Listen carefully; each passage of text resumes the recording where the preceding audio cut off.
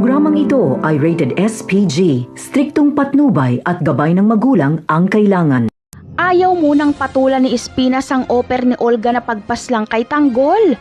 Plano kasi ni Espinas na ipalit si Tanggol kay Bong bilang hitman. Sunod-sunod kasi ang kapalpakan ni Bong. Ayon kay Espinas ay papakinabangan niya daw muna si Tanggol.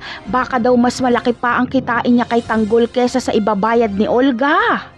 Sinabi naman ni Balatukan na baka daw magkaproblema sila kapag hindi nila sinunod si Olga dahil malaking tao daw umano ito. Sumagot naman si Espinas na subukan lang daw siya ni Olga at nang magkaalaman. At dito ay lumakad na si Balatukan para makipagkita kay Olga. At sa kanilang pagkikita ay pinanood ni Olga ang video ng pagpapahirap kay Tanggol. At dito ay sinabi ni Olga na magpapasok daw umano sila ng droga sa loob ng kulungan. Ngunit sumagot si Balatukan na si Espinas na lang daw ang kausapin ni Olga tungkol dito.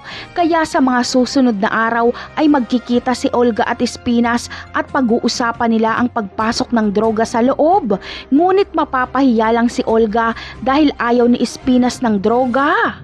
Ayaw kasi ni Espinas ng gulo sa bilibid kaya ayaw niya ng mga iligal na gawain. Dito ay tatakutin pa ni Olga si Espinas dahil sa pagtanggi nito.